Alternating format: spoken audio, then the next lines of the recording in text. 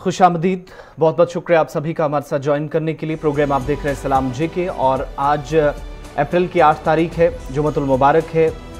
रमज़ान मुबारक का छठा दिन और इसके अलावा नवरात्रों का त्यौहार भी मुल्क भर में मजहबी अक़ीदत व एहतराम के साथ मनाया जा रहा है। और आज का दिन अहम इसलिए भी है चूँकि जम्मू कश्मीर या फिर मुल्की सतह पर कुछ अहम मामलात हैं जो अगले 1 से 1.5 घंटे में इस प्रोग्राम में हम आपके सामने रखेंगे। और इसके लिए न सिर्फ टेलीविज़न स्क्रीन पर बल्कि इसके साथ साथ सोशल मीडिया साइट्स पर भी तमाम प्लेटफॉर्म्स पर आप हमारे साथ रहेंगे, जहां पर आप खबरें, इसके अलावा तज्ज़िये और तबसरे सुनेंगे, देखेंगे, समाअत करेंगे और इसके अलावा अपनी आरा से हमें ज़रूर आगाह साथ साथ करते रहिएगा। इसके अलावा आज के प्रोग्राम में जिन मौज़ूआत पर हम बात करने वाले हैं उनमें बात करेंगे कि जम्मू कश्मीर के अंदर नई कुछ पॉलिसियाँ तो बनी लेकिन इनसे खुद सरकार को किस तरीके से नुकसान हुआ। कुछ अहम राब्ता सड़कें हैं जो सरमा के दौरान एक तवील अरसे तक बंद रहती हैं, उनको दोबारा खोल दिया गया है और कुछ को खोलने की तैयारी इस वक्त कर ली गई है। साथ ही आपको बताएंगे कि वालिदैन इस वक्त क्यों परेशान है, क्यों शिकायतें प्राइवेट स्कूलों के खिलाफ आ रही हैं और एहतजाज भी जम्मू से श्रीनगर तक हो रहे हैं और इस पर आपको बताएंगे कि सरकार क्या कुछ कहती है। साथ ही साथ कुछ सियासी हलचल जो जम्मू कश्मीर से नई दिल्ली तक है, कुछ नई पार्टियां जम्मू कश्मीर के अंदर दस्तक दे रही हैं और लोगों का इसमें शामिल होना, कौन कौन से लोग हैं जो आज दिन भर भी नई दिल्ली के अंदर ताल्लुक जम्मू कश्मीर से लेकिन एक नई पार्टी का हिस्सा बनने जा रहे हैं और आने वाले दिनों में क्या हलचल रहेगी। साबिक वज़ीर आला का रद्द-ए-अमल ईडी से, जब ईडी ने उनसे पूछताछ की एक मामले में और इसके अलावा एनआईए की कार्रवाई जब हुई है तो किन किन मामलात को लेकर कार्रवाई हुई, क्या क्या एनआईए के हाथ लगा है, वो सारी तफसीलात आपके सामने रखेंगे। इसके अलावा आपको बताएंगे कि बिजली का बहरान अप्रैल के महीने से जम्मू कश्मीर के अंदर शुरू होने वाला है, जिसके लिए एक नया ऑर्डर सामने आया है। सारी डिटेल्स थोड़ी देर में आपके सामने रखेंगे। इसके अलावा आपको बताएंगे कि जो तलबा इंतज़ार कर रहे हैं रोज़गार के हवाले से मुख्तलिफ स्कीमों के तहत जम्मू कश्मीर के अंदर, वो अप्लाई कर रहे हैं और किसी वजह से एग्ज़ाम नहीं हो पा रहे हैं तो एग्ज़ाम को लेकर भी एक अपडेट है। टेस्ट जो स्किल टेस्ट होना था जो डिविजनल काडर की पोस्टों का, वो आपके सामने डिटेल्स रखेंगे और नई एजुकेशन पॉलिसी के तहत जम्मू कश्मीर के अंदर क्या कुछ होने जा रहा, वो सारी डिटेल्स इसी प्रोग्राम में 1 घंटे के दौरान आपके सामने रखेंगे। साथ ही पड़ोसी मुल्क पर भी नजर रहेगी जहां हलचल काफ़ी तेज़ हो रही है और अगले 24 घंटे बहुत ही अहम है मौजूदा हुकूमत के लिए और कल सुबह 10 बजे तक एक नया सिस्टम, नया निज़ाम शायद इस्लामाबाद के अंदर होगा, ऐसी तस्वीर बन रही है। सुप्रीम कोर्ट के फैसले के बाद रद्द-ए-अमल, नवाज शरीफ ने क्या कुछ कहा और हिज़्ब इख्तिलाफ की दीगर जमातों के साथ हिज़्ब इक़्तिदार के लोग क्या कुछ कहते हैं, वो डिटेल्स आपके सामने रखेंगे। बात रूस के हवाले से करेंगे जिसे एक बड़ा झटका अक़वाम मुत्तहिदा की जनरल असेंबली में लगा है और दूसरी तरफ रूस ने क्या एतराफ़ किया है बिलाखिर 40 रोज़ की लड़ाई के बाद, वो सारी तफसीलात आपके सामने रखेंगे। और अमेरिका ने जब से इनखला अफगानिस्तान से शुरू हुआ था, तालिबान काबुल के अंदर पहुंचे थे और सदारती महल पर कब्जा हुआ था और उसके बाद दोबारा अमेरिका हालांकि अफगानिस्तान में नहीं गया लेकिन आज पहला हमला हुआ है, वो भी ड्रोन के जरिए। सारी डिटेल्स आपके सामने रखेंगे इस प्रोग्राम में, मगर आगाज करेंगे, मेरे साथी गौहर कुछ हमारे साथ ज्वाइन कर चुके हैं और हिस्ट्री ऑफ द डे से आज भी इस प्रोग्राम का आगाज करेंगे।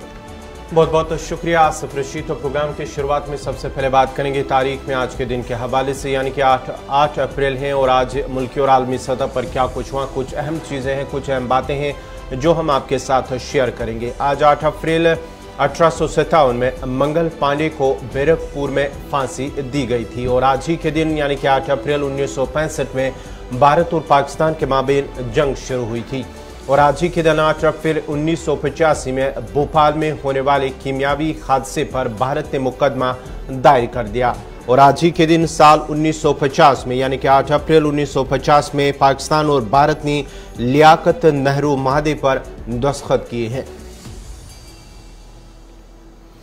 और आज ही के दिन 8 अप्रैल 1769 में बर्मियों ने यूथाया सल्तनत पर कब्जा कर लिया और आज ही के दिन साल 1913 में यानी कि 8 अप्रैल 1913 में चीन के बीजिंग में पहला पार्लियामेंट का इजलास मुनक्कद हुआ है और आज ही के दिन 1831 में अजीम उल राजा राम मोहन राय सफारती सिलसिले में इंग्लैंड पहुंचे थे और आज ही के दिन साल 1997 में 8 अप्रैल 1997 में माइक्रोसॉफ्ट कॉरपोरेशन ने इंटरनेट एक्सप्लोरर 4.0 जारी किया है। ये थी कुछ चंद अहम मालूमात जो हमने आपके सामने रखी कि आज यानी कि तारीख में आज के दिन क्या कुछ हुआ है। 8 अप्रैल के दिन मुल्की और आलमी सतह पर जो हमने आपके साथ शेयर की हैं। बाज़ाब्ता तौर पर खबरों का पिटारा खोलते हैं और खबरों की शुरुआत करेंगे आसिफ रशीद। चलिए, हिस्ट्री ऑफ द डे में अहम मालूमात के बाद आगाज करेंगे प्रोग्राम का और आज शुरुआत करते हैं जरा जम्मू कश्मीर की खबरों से एक बार फिर। और सबसे पहले आपको बताते हैं कि नई शराब पॉलिसी जम्मू कश्मीर के अंदर जब से आई, इसके बाद नुकसान खुद सरकार और सरकारी इदारे को उठाना पड़ा है। एक अंदाजे के मुताबिक तकरीबन जम्मू कश्मीर में नई पॉलिसी के बाद 700 करोड़ रुपए का नुकसान हुआ है और इसी सिलसिले में अब एक्साइज डिपार्टमेंट ने ये सारी चीजें देखी, मुशाहिदा किया और बोली में जो लोग शामिल थे उन सभी की जो बैंक डिटेल्स हैं, ट्रांजैक्शंस हैं, वो उनसे तलब कर ली हैं, तफसीलात मांगी हैं। ये मामला उस वक्त सामने आया है जब जम्मू कश्मीर के अंदर नई पॉलिसी के तहत चाहे वादी हो या जम्मू के अंदर अलग अलग इलाकों के अंदर दुकानें खोलने की तैयारी थी और हाल ही में जो अनाउंसमेंट हुई थी 51 के करीब नई दुकानें खोलने के बाद, उसके बाद से हम देख रहे थे कि कुछ नए बिडर्स थे जो बोली में शामिल हुए थे। बहुत सारे ऐसे लोग थे जो दुकानें खोलने के ख्वाहिशमंद थे, सरकार से राब्ता कर चुके थे, डिपार्टमेंट ऑफ एक्साइज से राब्ता कर चुके थे, लेकिन यूनियन टेरिटरी के अंदर डिपार्टमेंट के मुताबिक कि मौजूदा वक्त में H1 बिडर्स, यहाँ सबसे ज्यादा जिन लोगों ने मौजूदा वक्त में इस पॉलिसी का हिस्सा बनते हुए जम्मू कश्मीर के अंदर शराब के जो खुदा फरोश हैं या H1 बोली दहिंदगान की जो बैंक के लेन देन की तफसीलात हैं वो उनसे इसलिए तलब किए हैं ताकि जो माफिया हैं उनसे बचते हुए नाजायज तौर पर फायदा उठाने वाले लोगों से सरकार मानती है कि इस तरीके से बचा जा सकता है। एक्साइज डिपार्टमेंट ने जो अब इस सिलसिले में सर्कुलर जारी किया है उसमें यह भी कहा गया है कि जम्मू कश्मीर में यूनियन टेरिटरी के अंदर शराब के इस बोली में शामिल होने वाले लोग यानी जो बिडर्स थे, जो दुकानें खोलना चाहते थे और तमाम लवाजमात उनने पूरी कर दी थी, डिपार्टमेंट से उनने राब्ता भी किया था, उन लोगों ने इनमें बहुत सारे लोग ऐसे हो सकते हैं चूंकि दोबारा इनके डॉक्यूमेंट्स को स्क्रूटिनाइज किया जाएगा ताकि इस बात का पता चल सके कि 700 करोड़ रुपए का नुकसान जो हुकूमत को नई पॉलिसी के बाद हुआ है ये किन वजूहात से हुआ है। अब सरकार ये भी कह रही है कि साल 2020-21 में सबसे ज्यादा नुकसान चूंकि नई पॉलिसी के बाद जो पहले शायद कम हुआ करता था, सरकारी आदादोशुमार जो हमारे पास हैं उससे ये भी पता चला है कि एक्साइज डिपार्टमेंट का जो रेवेन्यू था साल 2019 और 20 का वो 2045.34 करोड़ रुपए था। 2021-22 में यही गिरकर 1353.81 करोड़ रुपए तक रह गया है, जिसका मतलब ये हुआ कि 21-22 के अंदर जो शराब पॉलिसी जम्मू कश्मीर के अंदर लाई गई, जिसके तहत काम दोनों सूबों के अंदर शुरू हुआ, जिसकी मुखालफत जम्मू के अंदर हुई, वादी के अंदर काफी ज्यादा एहतजाज इस पर हुए कि नई दुकानें किसी भी सूरत में नहीं खोली जानी चाहिए। इन सारी चीजों के और पिछले दिनों का जो ऑर्डर है जिसके तहत 51 नई दुकानें यूनियन टेरिटरी के मुख्तलिफ अजला में खोली जाएंगी, अलग अलग जो एक्साइज डिपार्टमेंट के एरियाज हैं वहां पर खोली जानी है। बाकायदा इसके लिए खुद मुख्तलिफ मकामात की निशानदेही भी डिपार्टमेंट ने कर रखी थी, लेकिन इसके बावजूद हुकूमत अब ये एतराफ़ कर रही है कि शराब माफिया ने अलग अलग इलाकों के अंदर इस पॉलिसी के आने के बाद नाजायज फायदा उठाया है, जिसका नुकसान सरकार को हुआ है। यही वजह है कि एक्साइज डिपार्टमेंट ने बोली में शामिल जितने भी लोग हैं उन सभी से तफसीलात तलब कर ली और तफसीलात बैंक की जितनी भी ट्रांजैक्शंस हैं, जो लेन देन के मामलात हैं, उसकी सारी डिटेल्स वो अब डिपार्टमेंट ने उन सभी लोगों से मांगी हैं जो H1 बिडर में शामिल थे, पहली बोली का हिस्सा थे, जो जम्मू कश्मीर के अंदर दुकानें खोलना चाहते थे। तो चलिए, ये थी एक्साइज के हवाले से शराब की दुकानों के जिस तरह से सरकार को नुकसान हुआ, इस हवाले से खबर। बढ़ते हैं आगे, बात अब जम्मू कश्मीर में निजी तालीमी इदारों के हवाले से खबर। जहां नाजरीन, जहां पहले ही जो निजी तालीमों के अंदर फीस को लेकर एक बड़ा मामला जो मसला बनता जा रहा था, वो अभी मामला गर्म ही था कि दूसरा मामला खबरों जो सुर्खियाँ बनी हैं, क्योंकि जिस तरह से निजी स्कूलों की बड़ी तादाद, जो वालिदैन ने इल्ज़ाम लगाया है कि निजी स्कूलों की बड़ी तादाद बिजनेस हाउसेज में तब्दील हो गई है। वालिदैन मखसूस दुकानों से महंगे दामों पर यूनिफॉर्म खरीदने पर मजबूर हो रहे हैं, उन्हें मजबूर भी किया जा रहा है। ये वालिदैन ने इल्ज़ाम लगाया कि निजी तालीमी इदारों की जानिब से उन्हें मजबूर किया जा रहा है कि वो मखसूस किसी दुकान से यूनिफॉर्म खरीदे और अथॉरिटी के जो हुकूमत के जो इंतज़ामिया के जो अहकामात है उन्हें ज़मीनी सतह पर नहीं अमलाया जा रहा है। ये वालिदैन का इल्ज़ाम है। कई स्कूलों ने मखसूस दुकानों पर यूनिफॉर्म दस्तियाब रखी हैं, ये इंतज़ामिया की जानिब से कहा। वालिदैन का इल्ज़ाम और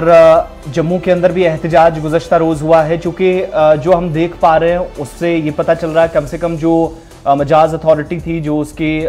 जो लिमिटेशंस उनने तय की थी कि मखसूस दुकानों पर जो महंगे दामों पर यूनिफॉर्म मिलती है। पहली बात तो ये कि दुकानें प्रीमाइसिस के अंदर स्कूलों के साथ कहीं पर अगर जुड़ी हैं तो उसकी भी मुखालफत वालिदैन ने की थी, लेकिन इसके बावजूद भी बहुत सारे इलाकों के अंदर इस तरह की दुकानें स्कूलों के साथ हैं जहां से महंगे दामों पर यूनिफॉर्म्स मिल रही हैं। और यही वजह है कि अब निजी स्कूलों की एक बड़ी तादाद जो है वालिदैन के इल्ज़ाम के मुताबिक बिजनेस हाउसेस में तब्दील हो गए हैं। लेकिन वालिदैन इस वक्त चूंकि मार्च के महीने में ही जम्मू कश्मीर के अंदर तकरीबन 2 से 2.5 बरसों के बाद तालीमी निज़ाम में बेहतरी लाने की कोशिशों के तहत स्कूलों को दोबारा खोला गया, क्लासेस रिज्यूम हुई। इन सब के बीच में जाकर ये होता है कि अलग अलग हिस्सों से, अलग अलग अजला से ये शिकायतें मौसूल हुई कि स्कूल खुलने के साथ ही दोबारा से तिजारत शुरू हो गई। तस्वीरें भी सारा साथ साथ कल की बता दीजिएगा जहां पर एहतजाज वालिदैन की तरफ से किया जा रहा था। सीधा आपको श्रीनगर भी लिए चलते हैं, हमारे साथ हमारे सीनियर साथी और कश्मीर ब्यूरो चीफ हिलाल हंजूरी इस वक्त बराह रास्त ज्वाइन कर चुके। बहुत शुक्रिया हिलाल ज्वाइन करने के लिए।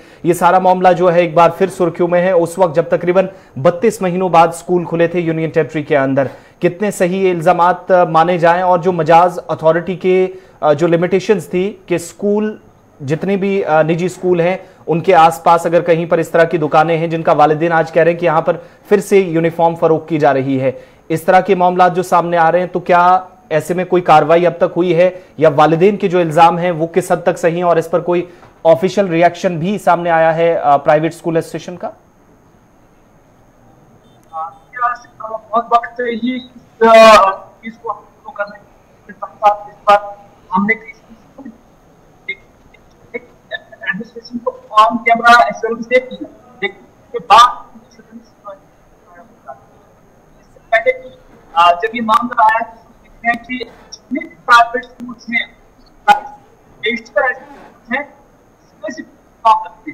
और उस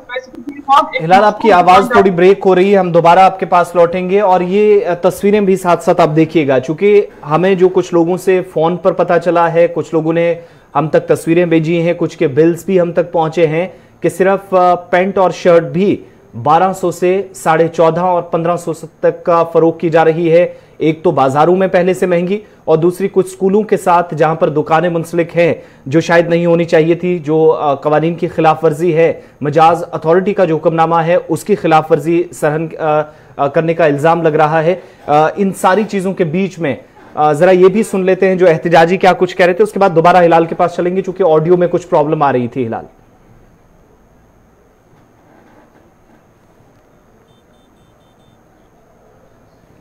वैली के साथ साथ जम्मू के अंदर भी अगरचे कुछ टॉप इंस्टीट्यूशंस पर भी इस तरह के इल्जाम लगे हैं और ये भी बताया जाता है कि जो सेट नॉर्म्स थे कॉम्पिटेंट अथॉरिटी के उनकी वायलेशंस की जा रही हैं। और मार्च में जब दोबारा स्कूल खोले गए उसके बाद क्या कुछ लोग फेस कर रहे हैं, वालिदैन कह रहे हैं, और ये जरा एहतजाजियों की बात भी सुनते हैं। को लेकर, किताबों को लेकर, बूटों को लेकर के प्रोटेस्ट कर रहा हूँ।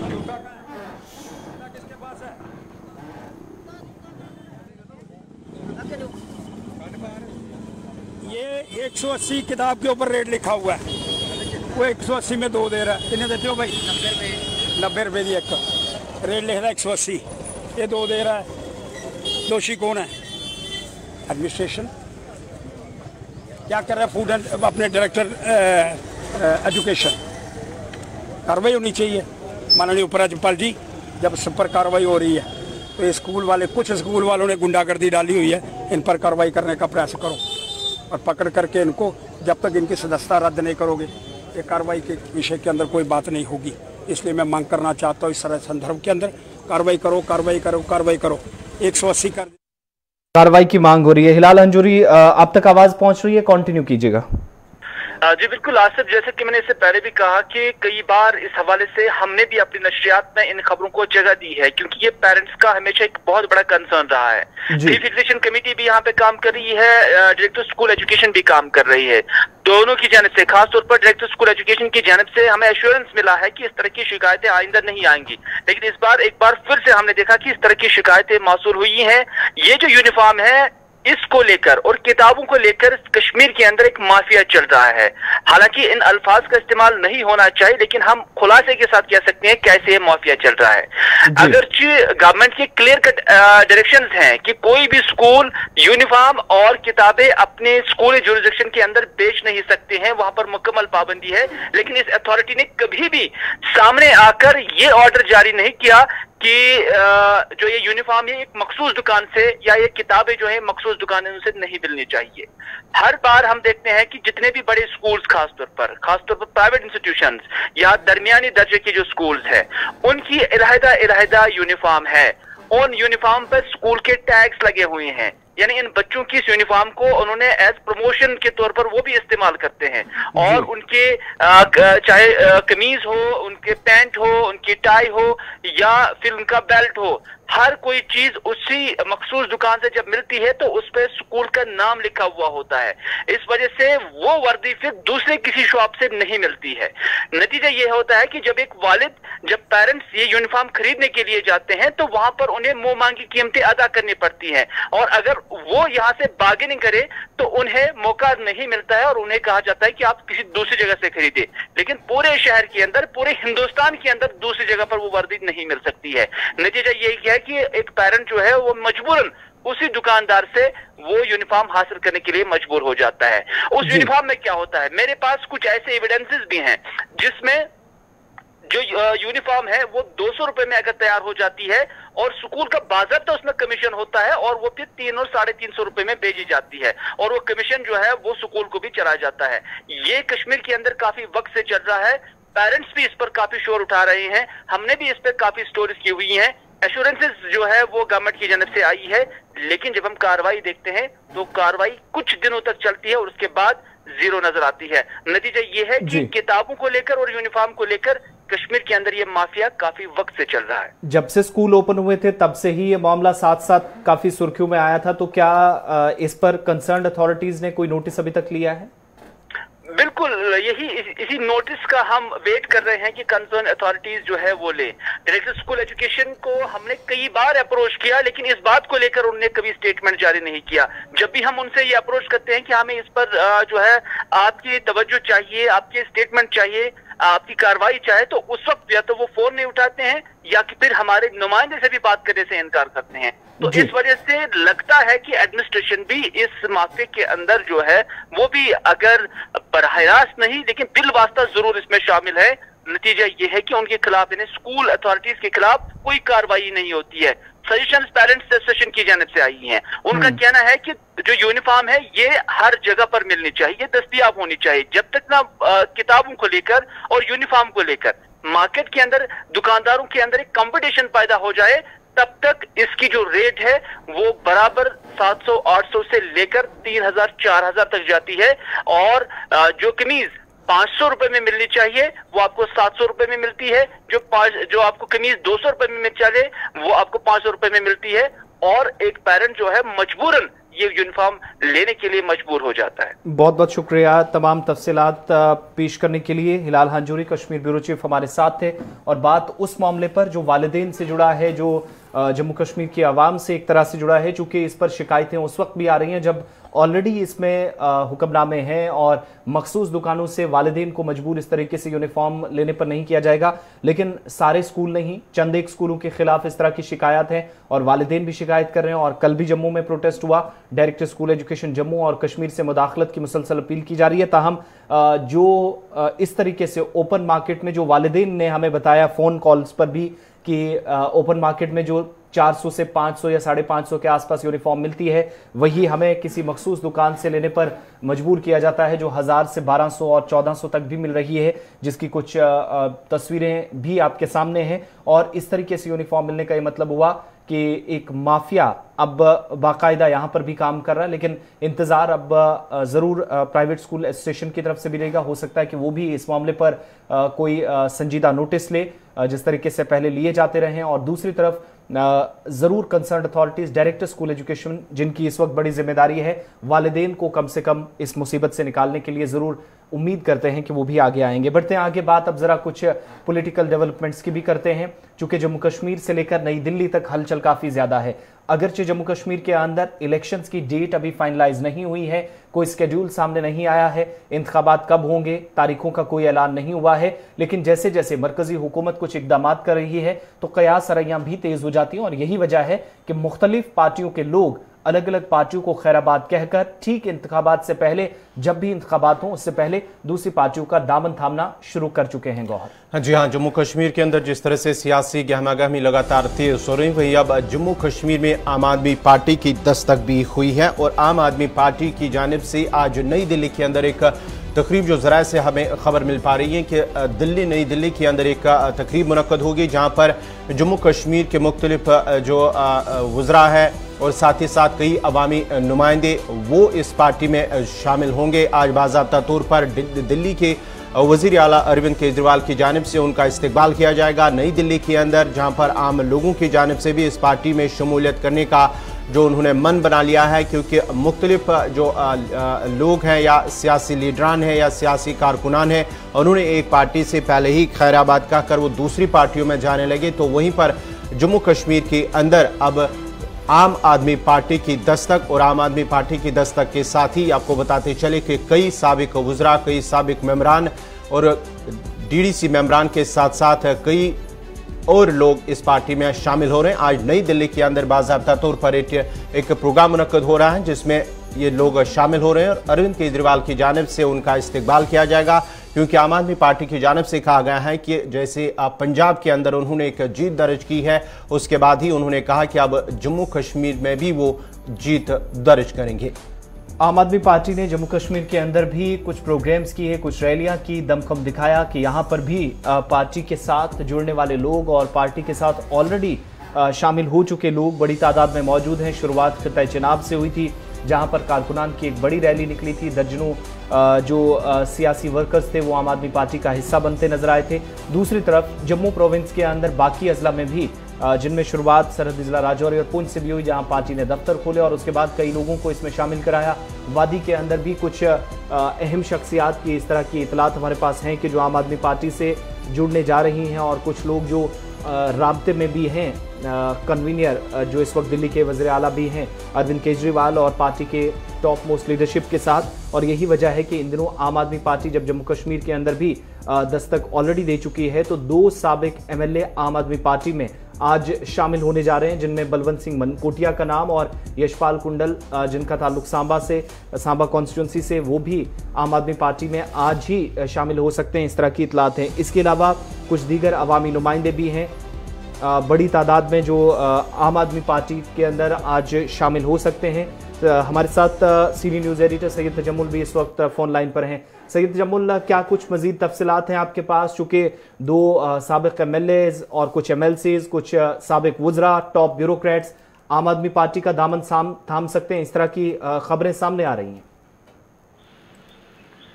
बहुत बहुत शुक्रिया आसिफ रशीद। जम्मू कश्मीर में अमूमन जो असेंबली इंतखाबात नजदीक से नजदीक आते जा रहे हैं, इसमें कौमी पार्टियां जो है वो भी जम्मू कश्मीर में कई सालों से किस्मत आजमाई के लिए मैदान का रुख करती आई है, लेकिन खातिर का कामयाबियां कांग्रेस पार्टी के सिवा कश्मीर प्रोविंस से किसी बड़ी पार्टी को नहीं मिली सिवाय CPIM के मोहम्मद यूसुफ तारिकामी। लेकिन 2021, 22, 23 और आहिस्ता आहिस्ता जो कि जिस वक्त जम्मू कश्मीर में 35 से 370 के मुकम्मल खात्मे के बाद सियासी इस्तेकाम, सियासी सूरत हाल थोड़ी सी गैर यकीनी दौर में दाखिल हुई, जिसके बाद अभी तक नेशनल कॉन्फ्रेंस से काफी ज्यादा लीडरान दूसरी पार्टियों में चले गए, उसके बाद पीपल्स डेमोक्रेटिक पार्टी से लीडरान दूसरी पार्टी में चले गए, लेकिन कश्मीर प्रोविंस से एक शख्स भी एक पार्टी को छोड़कर भारतीय जनता पार्टी में दाखिल नहीं हुआ, जो हैरान कुन तौर पर अगर आप सियासी नवियत से देखें तो कहीं ना कहीं अभी कश्मीर प्रोविंस में भारतीय जनता पार्टी की एक्सेप्टेंस नहीं है। कांग्रेस पार्टी पंजाब और नई दिल्ली में सियासी कामयाबियों के झंडे गाड़ने के बाद जिस वक्त जम्मू कश्मीर का रुख कर रही है, इससे कबल भी एक कोशिश 2014 के इंतखाबात में अरविंद केजरीवाल की टीम ने की थी, लेकिन नताइज अखज नहीं किए जा सके। अब क्योंकि कोई भी शख्स चाहे वो भारतीय जनता पार्टी या कांग्रेस पार्टी या किसी दूसरी पार्टी से ताल्लुक रखता हो, वो बीजेपी के साथ डायरेक्ट नहीं जाना चाहता है, सिवाय कुछ पार्टियां जिनमें कुछ लीडर जो अपनी पार्टी या पीपल्स कॉन्फ्रेंस में कोई झिझक महसूस नहीं करते हैं। और अब अपनी पार्टी के बाद पीपल्स कॉन्फ्रेंस के बाद तीसरा ऑप्शन जो उन लीडरान के लिए या उन सियासी रुफका के लिए जो सियासी हिजरत करना चाहते हैं एक पार्टी से दूसरी पार्टी की, और अपनी पार्टी के बाद पीपल्स कॉन्फ्रेंस के बाद आम आदमी पार्टी का मैदान सजाया जा रहा है। इस जमीन में आपको बता दूं, जहां जम्मू से पैंथर्स पार्टी तकरीबन मर्ज होती जा रही है क्योंकि उन्हें भीम सिंह के बाद कोई बड़ी सियासी सरपरस्ती हासिल न हो सकी और जम्मू में कांग्रेस पार्टी और बीजेपी के बीच में कहीं ना कहीं कामयाबी से आगे न बढ़ सकी। अब कश्मीर प्रोविंस से श्रीनगर म्युनिसिपल कॉर्पोरेशन के 15 कॉर्पोरेटर्स शफात गफ्फार की क़यादत में, जिनका ताल्लुक कांग्रेस पार्टी से है और बहरहाल से उन्होंने उस वक्त के नामसाइद हालात में इलेक्शन लड़ा और कामयाबी से हमकिनार हुए, और बहुत सारे ऐसे कॉर्पोरेटर हैं जिन्होंने श्रीनगर म्युनिसिपल कॉर्पोरेशन से, अब क्योंकि उनका पहला जो ताउन था वो जुनैद अजीम मत्तू के लिए था, डिप्टी मेयर परवेज कादरी के लिए था, तो दिलचस्प मरहले में और एसएमसी के ये जो इंतखाबी मामला हैं ये भी दाखिल हुए, क्योंकि आसिफ आज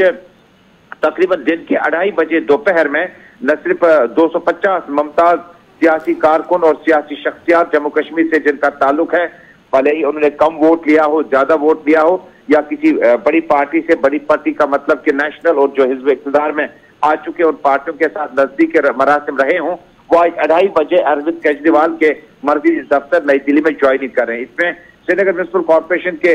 करीबन 15 उम्मीदवार, 15 नुमाइंदे जो है पहुंच गए हैं, जबकि रमजान और बाकी मसरूफियात की वजह से बड़ी तकलीफ जो है आइंदा कुछ दिनों में श्रीनगर में होगी। श्रीनगर में जनरल सेक्रेटरी जो इस वक्त आम आदमी पार्टी के हैं डॉक्टर नवाब आज सुबह 7 बजे की फ्लाइट से नई दिल्ली रवाना हुए और 2:30 बजे के बाद ये जो तकरीब शुरू होगी, इसके बाद आहिस्ता आहिस्ता, और मुझे ये भी बताया गया कि कुछ सियासी अहम शख्सियात जो है जम्मू कश्मीर की, खासकर कश्मीर प्रोविंस की, उन्हें आम आदमी पार्टी ने लेने में ज्यादा दिलचस्पी का मुजाहरा नहीं किया, नहीं तो ये आंकड़े कश्मीर प्रोविंस में 15 कॉर्पोरेटर्स के बाद ज्यादा हो जाती। साबिक वुज़रा, साबिक मेंबर पार्लियामेंट, साबिक अहम और मुमताज सियासी शख्सियात आम आदमी पार्टी में ज्वाइन करना चाहते हैं, लेकिन अभी तक उन्हें अरविंद केजरीवाल की टीम की तरफ से अब इस पर क्या कोई पॉलिटिकल रिएक्शन भी सईद तजम्मुल सामने आ रहा है, चूंकि रीजनल फोर्सेस भी क्या अपने लिए इसको एक बड़ा चैलेंज के तौर पर देखती हैं? किस तरीके से एक्सेप्टेंस है जम्मू कश्मीर के अंदर आम आदमी पार्टी की?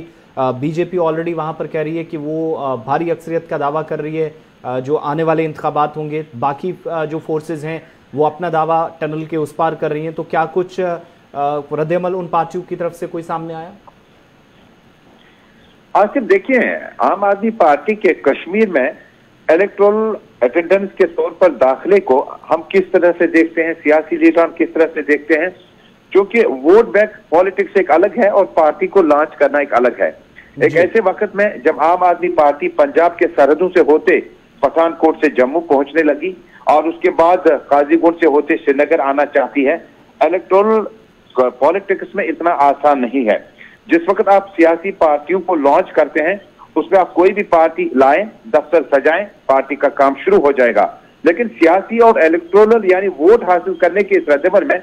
जम्मू कश्मीर, खासकर कश्मीर की सियासी शख्सियात की माने तो ये कहते हैं कि बहुत सारे लीडर ऐसे भी जाते हैं क्योंकि उन्हें टिकट नहीं मिलता है, उन्हें इंतखाबी मंशूर और पार्टी के नस्बुल ऐन से दूर तलक का वास्ता नहीं होता है। बहुत सारे लोग ऐसे हैं जिनकी सियासी कद और सियासी उछल कूद जो है वो माइग्रेशन तक की महदूद रहती है, एक पार्टी से दूसरी पार्टी की ओर जाने लगे हैं। हालांकि कुछ अहम शख्सियात भी अगर कुछ दिनों के बाद आम आदमी पार्टी को ज्वाइन करते हैं, लेकिन सियासत में कहते हैं 1 और 1 11 होने के मुतरादिफ होता है। मुझे लगता है कि आम आदमी पार्टी के आने से कश्मीर प्रोविंस में यहाँ की रीजनल पार्टीज को ज्यादा फायदा नुकसान नहीं होगा, बल्कि कांग्रेस पार्टी के लिए एक बड़ी अहम कड़ी है। शुक्रिया तफसीलात फराहम करने के लिए। श्रीनगर से Syed Tajammul city news editor हमारे साथ थे, और कुछ नामों की फहरिस्त जो हमारे पास भी है जिसके मुताबिक जो कि फॉर्मर एमएलए रहे हैं, पैंथर्स पार्टी से इनका ताल्लुक था और उसके बाद पार्टी को खैराबाद कहा, बलवंत सिंह मनकोटिया उधमपुर से, इसके अलावा यशपाल कुंदल जो कि आम आदमी पार्टी दिल्ली के अंदर अरविंद केजरीवाल की मौजूदगी में ज्वाइन करने जा रहे हैं जिनका ताल्लुक सांबा कॉन्स्टिट्यूंसी से। इसके अलावा बताया ये भी जाता है कि डीडीसी मेंबर तरनजीत जो ऑलरेडी राब्ते में है आम आदमी पार्टी के साथ और नई दिल्ली पहुंच चुके हैं। हर्षदेव सिंह जो कि दिल्ली के अंदर, जिनकी तस्वीर भी कुछ वायरल हुई थी, जो कि दिल्ली के नायब वज़ीर आला के साथ मुलाकात करते हुए देखे गए थे मनीष सिसोदिया के साथ, तो हर्षदेव सिंह वो भी अपनी पार्टी आम आदमी पार्टी का हिस्सा बनने जा रहे हैं। इसके अलावा बताया जाता है कि कुछ फॉर्मर एमएलएज डीडीसी मेंबर्स के साथ कुछ सरपंचेस और पंचेस भी जो आज अपनी पार्टी और नेशनल कॉन्फ्रेंस पीडीपी या बाकी पार्टियों को खैराबाद कहकर आम आदमी पार्टी का दामन थामेंगे। और साथ ही ये भी है कि बहुत सारे इलाकों के अंदर ये भी बताया जा रहा है कि जम्मू और कश्मीर वादी के अंदर भी आने वाले दिनों में प्रोग्राम्स होंगे और श्रीनगर के अंदर भी आम आदमी पार्टी एक बड़ा प्रोग्राम कर सकती है, जहां पर पार्टी के नए लीडरान या जो वर्कर्स पार्टी में शामिल होंगे उन सभी का इस्तकबाल होगा और एक दमखम दिखाने की कोशिश होगी इससे पहले कि इंतखाबात की हतमी तारीखों का ऐलान हो। वक्त यहां पर छोटे से ब्रेक का है। प्रोग्राम सलाम जे के जारी रहेगा, हमारे साथ रहिए।